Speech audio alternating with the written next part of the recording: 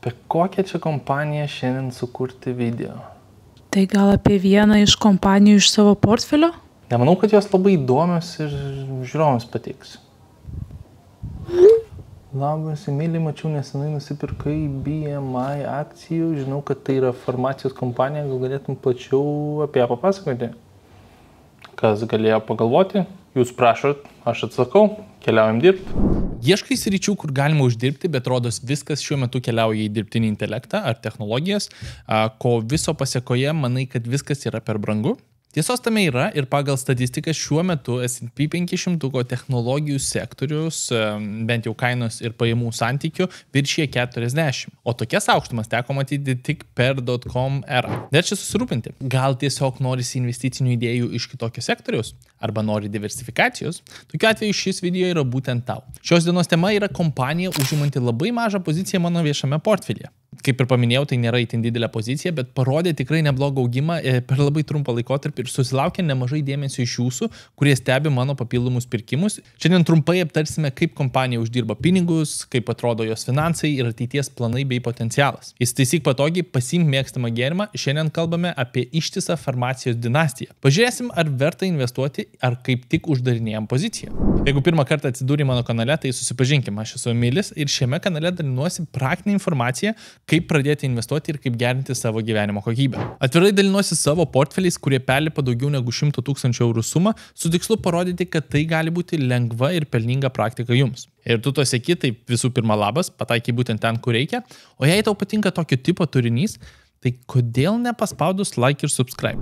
Bristol Myers Squibb yra viena didžiausių pasaulyje biofarmacijos kompanijų, kuri bendrai specializuojasi naujų vaistų kūrime ir gamyboje. Dėl konkrečios įkūrimo datos galima ginčytis ir sakyti, jog pradžia yra 1858 metai, kai daktaras Squibbas pradėjo vaistų gamybą Brukline išnuomotame pastate. Čia yra ta fotografija. Tai viskas prasidėjo nuo daktaro Edvardo Squibbo perfekcionizmo ir pašaukimo, kurį jis išnaudojo vaistų gamyboje, išvelgęs tuo metu didžiausią problemą – medikamentų kokybės nepastovumą. Gamybos procesuose būdavo netinkamai maišomos proporcijos, naudojamos neadekvačios medžiagos ar galų gale netgi pilstomi vaistai į indėlius, kurių aprašymas visiškai netitinka, kas ten turėtų būti. Kadangi tuo metu nebuvo tokių griežtų reguliacijų, kurias turime dabar, šioje vietoje galime padėkoti daktarui Squibbui, labai smagiai skamba, už standartų įvedimą ir kokybos kontrolę, kurios bendrai privertė laikytis tuometinę JAV vaistų federaciją. Iš esmės, čia yra struktūrizuotos farmacijos pradmenys, kurios dėka galime nesukdami galvos eiti į vaistinę ir gauti, sakykime, standartinių vaistų nuo skausmo, nuo kosulio, nuo peršalimo ir mums nereikia sukti galvos, ar man tie vaistai padės, ar ne. Tyčia užtaikiusi ant formulės maišytos su kokiais narkotikais. BMI ilgainiui tapo pasauliniu lyderiu onkologijos, imunologijos, širdies ir kraujagyslių ligų, taip pat virusologijos srityse. Ji yra gerai žinoma dėl savo inovatyvių gydymo metodų ir bendrai didelio dėmesio moksliniams tyrimams bei plėtrai. Iš investicinės pusės kompanija tapo viešai prieinama investuotojams 1929 metais ir jau tada rodė įspūdingą pelningumą. Nepamirškit, kad reikėtų visus tos skaičius iš šimtmečio atgal imti su inflation adjustment skaičiais, tai tas 1 milijonas buvo gerokai didesnė suma. Čia iškart verta paminėti, kad kompanija matė daug daugiau nei vieną finansinę krizę ar vieną aukštų palūkanų etapą. Atlaikė karus, krizes ir istorinius bei rinkos pasikeitimus. Dažnai su sėkmingais verslais nutinka taip, kad dingus įkūrėjui žaidimo aikštelės arba kam nors perpirkus verslą jis nebesugeba veikti taip pat efektyviai, nes reikiamos žinios ir strategijos nebuvo tinkamai perleistos.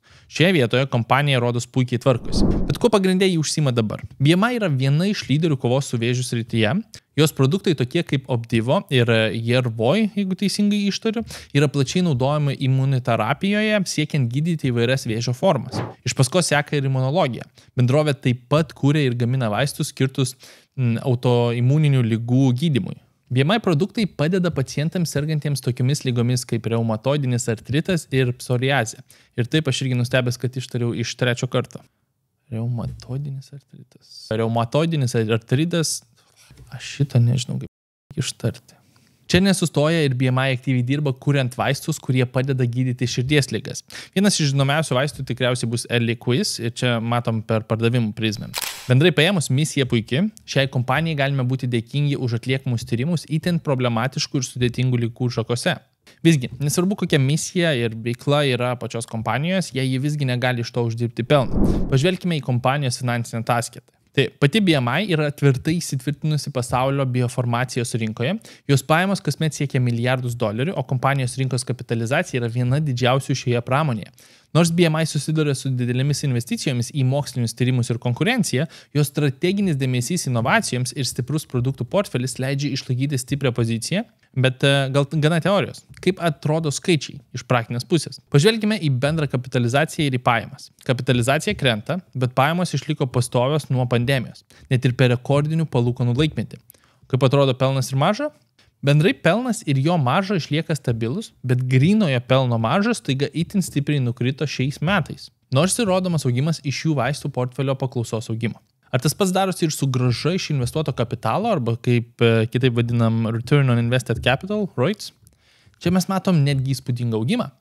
Kaip matai, čia tikrai neužteks tik keletų rodiklių. Keliaujam prie earnings per share, kas yra uždarbis per akciją, ir price to earnings ratio. Abu sėdi neigiamuose skaičiuose. Kaip ir aišku, kodėl matom krentančią kapitalizaciją.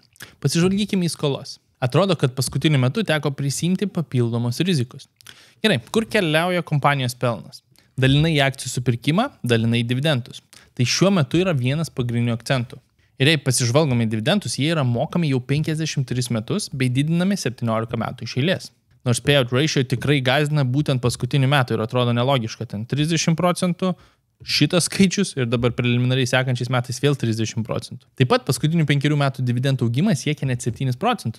Tikrai neblogai, žinant, kad pradedam nuo 5%. Visgi klausimas, ar jai pavyks ir toliau jos mokėti ir didinti. Žinoma, sunku pasakyti, bet dėl jų strategijos toliau mažinti skolas ir jau ne už kalnų laukiančias mažesnės palūkanas, rodos ateis daug lengvesnis laikotarpis šiai kompanijai.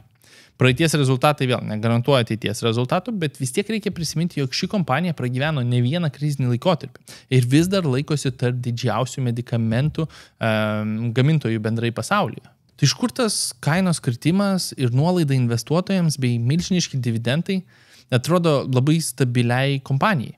Rinka visą laiką žiūri į priekį. Ir čia labai toks paprastas pavyzdys. BMI turi kelis vaistų patentus, kurie baigia galioti iki 26 metų. Atrodo kaip ir nieko tokio, bet iš jų atkeliauja šiuo metu 60% dabartinio kompanijos uždarbio.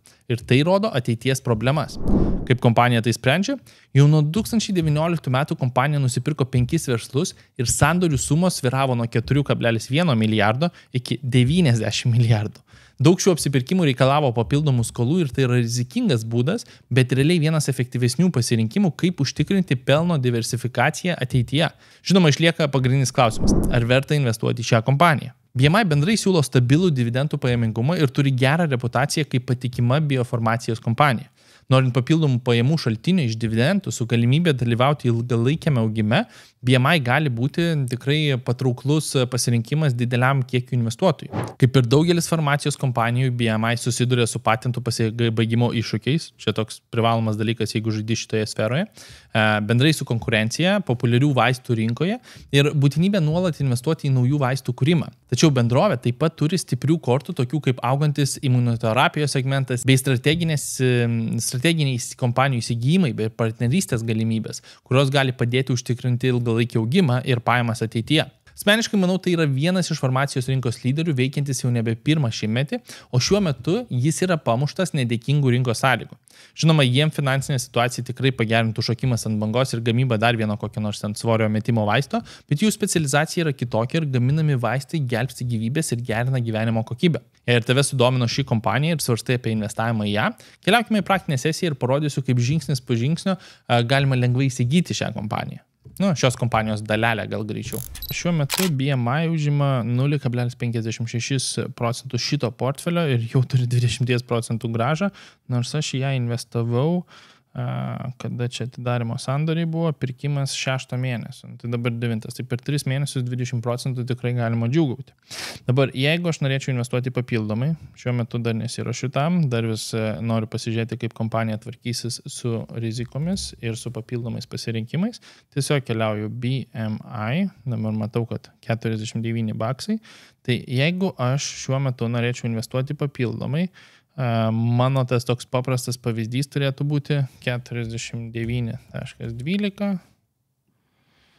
Sakau 2 vienetus, 3 vienetus, kiek aš noriu jų nusipirkti, nurodau nustatymuose, kol bus atšaukta ir vėl, jeigu turėsiu iki dienos pabaigos, tai nepamirškit, kad atsišauks automatiškai, nes birža atsidarys tik už 2 dienų, vis dėlto darbuojame savaitgalį. Bet jeigu aš noriu nusipirkti, taip sakant, žinant, kad už tą kainą aš vis tiek įpirksiu, tai aš tiesiog nustatau tą pirkimo sandorį, pateikti pirkimo užsakymą ir paspaudus patvirtinti pirkimą, 450 žmonių gautų e-mailą, kad Emilis planuoja pirkti šitą kompaniją.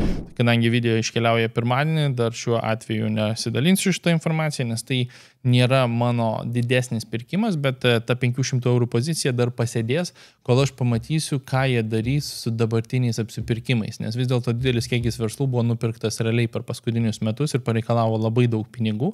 Jie turi ir kešo rezervų, jie turi ir galimybę plėstis, bet ta 26 metų kritimas labai atrodo rizikingas. Tai šiuo metu nedidinu pozicijos ir tiesiog standartiškai per S&P 500 turiu ir šitos pačios kompanijos. Jeigu nežinot, tai Finvizas turi labai draugišką pasirinkimą, mes galim susirasti, kur dabar full screen, tai healthcare pačiam viduryje ir galit matyti, su pelytę nenuvažiuosiu, bet trečiai iš apačios BMI. Tai Bristol Myers Squibb jau yra S&P 500, tai realiai, kai investuojat į S&P 500, jūs jau turite šitos kompanijos akcijų. Tai realistiškai nebūtinai privaloma dubliuoti, galbūt tiesiog gauti tą bendrą Amerikos rinkos pavyzdį ir džiaugtis rezultatais. Gerai, šiandien tiek. Ačiū uždėmesį. Tikiuosi atsakiau į klausimus iš žmonių, kurie norėjo šios kompanijos apžvalgos ir pasižiūrėjimo, kodėl ta maža pozicija sėdi pas mane portfelė. Iš kitos pusės gal tu nori pradėti, bet visi šie rodikliai ir skaičiavimai verčia galvą suktis ir net nebesupranti, į ką tau reikia žiūrėti. Nebėda, štai nuoroda į mano praktinį eksperimentą, kuriame tiesiog pasyviai investuoju į 2 populiariausius fondus pasaulyje po 100 eurų per mėnesį. Užmesk akį, tikrai patiks ir galimai atsakys į daug klausimų bei išsklaidys dvejones. Kaip visada, nepamirškit paspausti like ir subscribe, susirasit visas efektyves nuorodas aprašyme ir iki greito.